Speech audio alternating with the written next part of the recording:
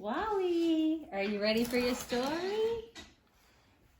Mike Mulligan and His Steam Shovel by Virginia Lee Burton.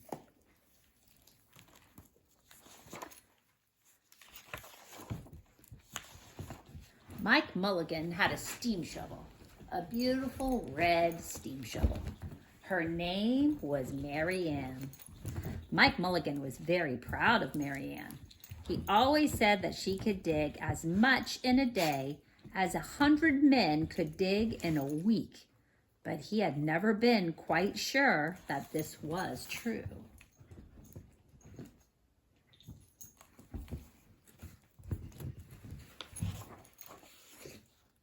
Mike Mulligan and Mary Ann had been digging together for years and years.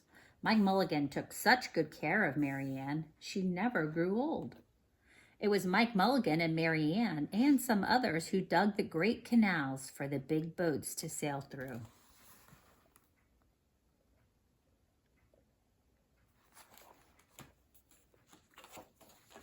It was Mike Mulligan and Mary Ann and some others who cut through the high mountains so that the trains could go through.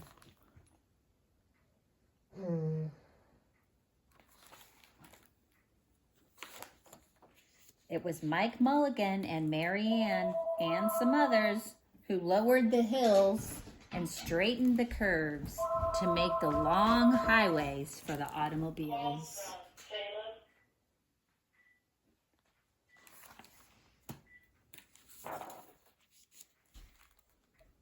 Thanks.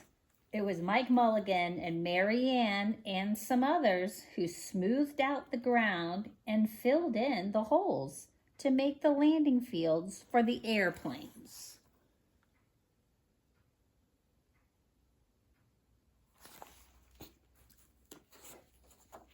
And it was Mike Mulligan and Mary Ann and some others who dug the deep holes for the cellars of the tall skyscrapers in the big cities. When people used to stop and watch them, Mike Mulligan and Mary Ann used to dig a little faster and a little better. The more people stopped, the faster and better they dug. Some days they would keep as many as 37 trucks busy taking away the dirt they had dug.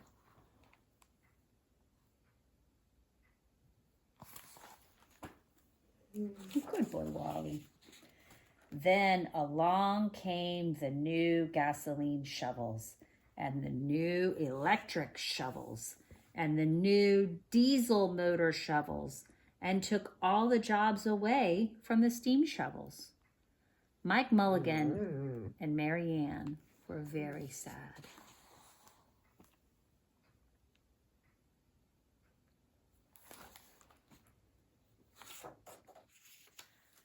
All the other steam shovels were being sold for junk or left out in old gravel pits to rust and fall apart. Mike loved Mary Ann. He couldn't do that to her. He had taken such good care of her that she could still dig as much in a day as 100 men could dig in a week. At least he thought she could, but he wasn't quite sure. Everywhere they went, the new gas shovels and the new electric shovels and the new diesel motor shovels had all the jobs. No one wanted Mike Mulligan and Mary Ann anymore. Then one day, Mike read in a newspaper that the town of Popperville was going to build a new town hall. "We are going to dig the cellar of that town hall," said Mike to Mary Ann, and off they started. They left the canals and the railroads and the highways and the airports and the big cities where no one wanted them anymore and went away out in the country. They crawled slowly along up the hills and down the hills till they came to the little town of Popperville.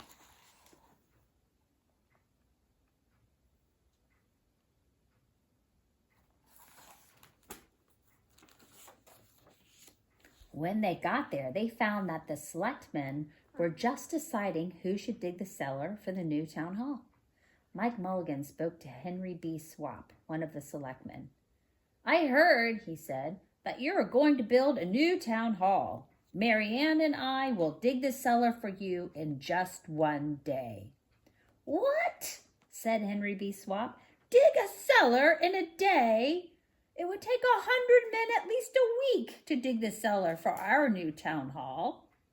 "Sure," said Mike, "but Mary Ann can dig as much in a day as 100 men can dig in a week," though he had never been quite sure that this was true.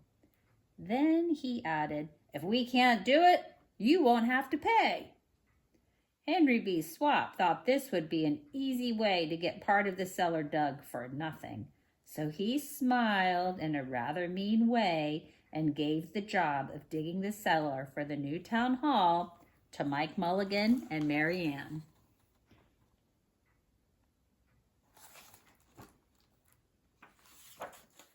They started in early the next morning, just as the sun was coming up. Soon a little boy came along. "Do you think you'll finish by sundown?" he said to Mike Mulligan.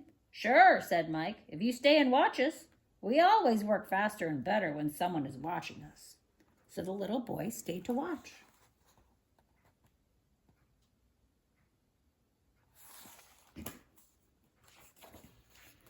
This gave the little boy a good idea. Whoop, missed one. Then Mrs. McGillicuddy, Henry B. Swap, and the town constable came over to see what was happening, and they stayed to watch. Mike Mulligan and Mary Ann dug a little faster and a little better.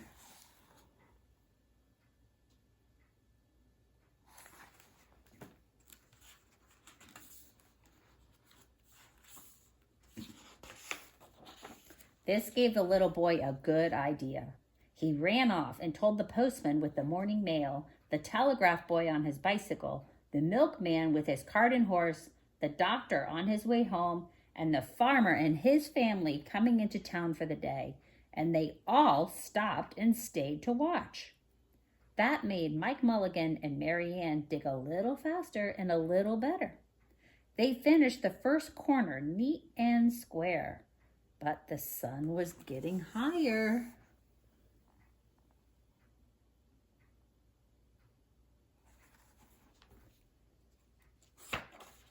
Clang, clang, clang! The fire department arrived. They had seen the smoke and thought there was a fire. Then the little boy said, "Why don't you stay and watch?"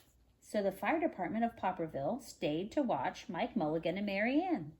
When they heard the fire engine, the children in the school across the street couldn't keep their eyes on their lessons. The teacher called a long recess, and the whole school came out to watch. That made Mike Mulligan and Mary Ann dig still faster and still better. They finished the second corner neat and square, but the sun was right up in the top of the sky.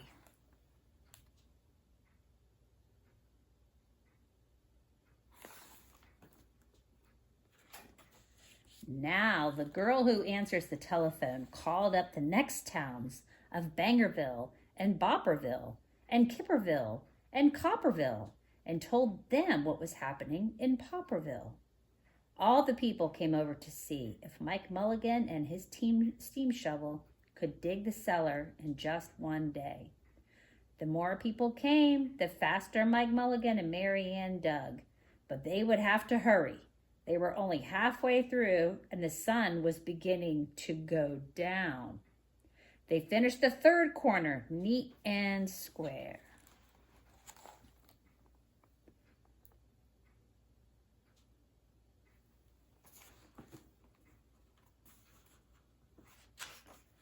Never had Mike Mulligan and Mary Ann had so many people to watch them.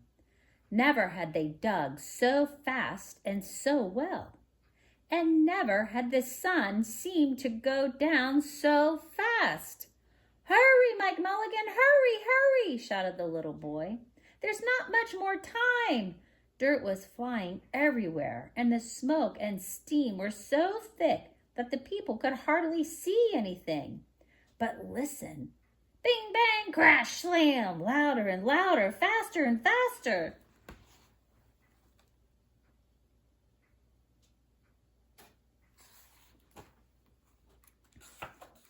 Then suddenly, it was quiet.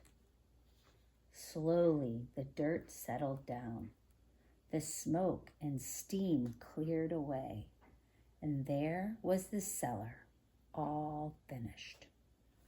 4 corners neat and square, 4 walls straight down, and Mike Mulligan and Mary Ann at the bottom, and the sun was just going down behind the hill.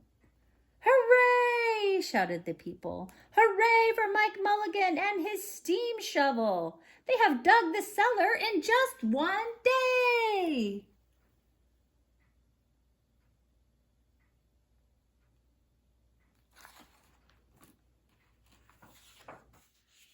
Suddenly, the little boy said, "How are they going to get out?" "That's right," said Mrs. McGillicuddy to Henry B. Swap. "How is he going to get his steam shovel out?"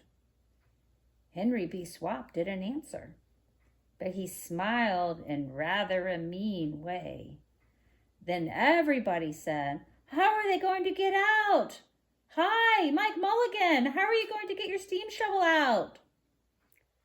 Mike Mulligan looked around at the 4 square walls and 4 square corners, and he said, "We've dug so fast and we've dug so well that we've quite forgotten to leave a way out."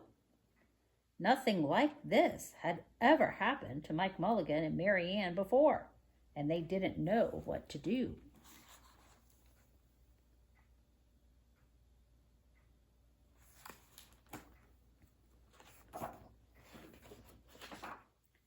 Nothing like this had ever happened before in Popperville. Everybody started talking at once, and everybody had a different idea. And everybody thought that his idea was the best. They talked and they talked, and they argued and they fought till they were worn out, and still no one knew how to get Mike Mulligan and Mary Ann out of the cellar they had dug. Then Henry B. Swap said, "The job isn't finished because Mary Ann isn't out of the cellar, so Mike Mulligan won't get paid." And he smiled again in a rather mean way. Now the little boy, who had been keeping very quiet, had another good idea. He said, "Why couldn't we leave Mary Ann in the cellar and we build the new town hall above her? Let her be the furnace for the new town hall. And let Mike Mulligan be the janitor.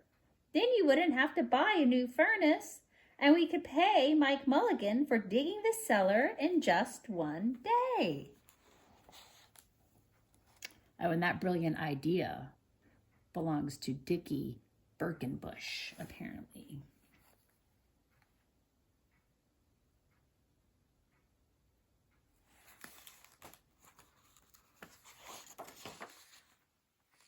"Why not?" said Henry B. Swap, and smiled in a way that was not quite so mean.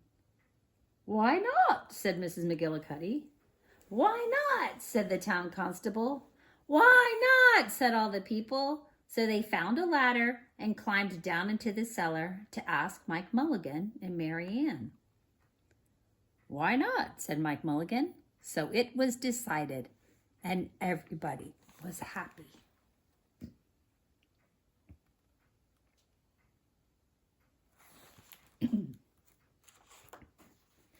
They built the new town hall right over Mike Mulligan and Mary Ann. It was finished before winter. Every day the little boy goes over to see Mike Mulligan and Mary Ann, and Mrs. McGillicuddy takes him nice hot apple pies. As for Henry B. Swap, he spends most of his time in the cellar of the new town hall listening to the stories that Mike Mulligan has to tell and smiling in a way that isn't mean at all.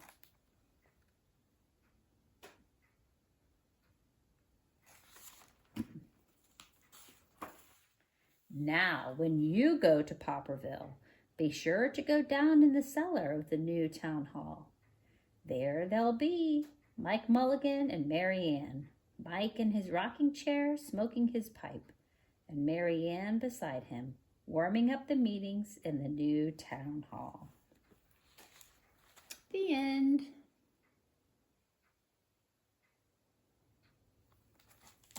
Good night, Wally. Good night, everybody.